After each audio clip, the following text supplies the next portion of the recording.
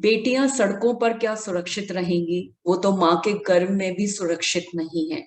भारत में महिलाओं को हमेशा देवी का दर्जा दिया जाता है, लेकिन उसी देवी के साथ घरेलू हिंसा, लिंग भेदभाव, पुराने रीति रिवाज के नाम पर न जाने कितनी बेटियों को बलि चढ़ा दिया जाता है।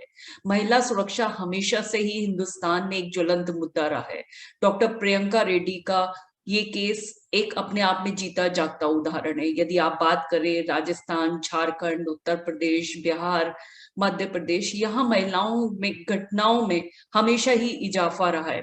यदि बात करें एनसीआरबी, मतलब कि नेशनल क्राइम रिकॉर्ड ब्यूरो की जो रिपोर्ट है, उसके अनुसार अभी पिछले कुछ सालों से देश में महिलाओं के केस में कहीं ना कहीं कमी आई है।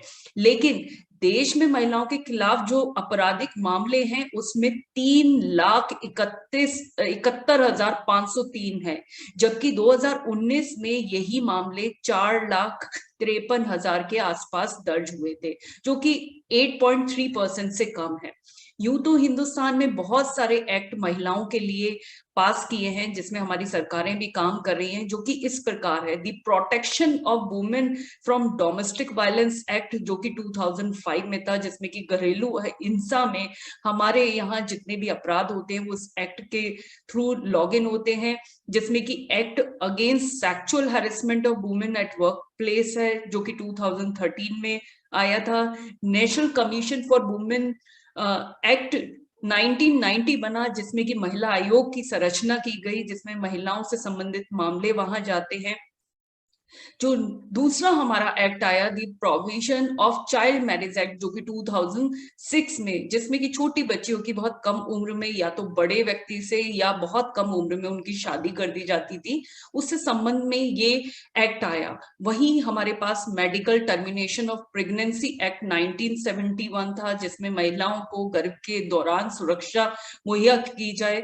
वहीं डाउरी प्रोहिबिशन एक्ट 1961 आया, जिसमें दहेज के नाम पे बेटियों को जला दिया जाता था, उससे संबंधित कानून हमारे देश में आया। मैटरनिटी बेनिफिट 1861 में आया। इक्वल रिम्यूनरेशन एक्ट 1976 में आया, जिसमें कि महिलाएं हमेशा काम करती थी लेकिन उन्हें वेतन और भत्ता बहुत कम दिया जाता था।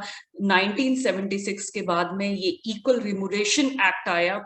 Then the indecent representation of women act 1986, और उसके बाद में जो सबसे इंपॉर्टेंट एक्ट रहा, that is Hindu succession act 1956, जिसमें महिलाओं को, बेटियों को समान संपत्ति का अधिकार दिया गया। उसके बाद में भी कई सारे एक्ट आए और उसमें अमेंडमेंट हुआ, जिसमें कि 12 साल से कम की बच्चियों के साथ में यदि कोई भी रेप करता है तो उसमें मौत की सजा सुनाने का प्रोविजन आया।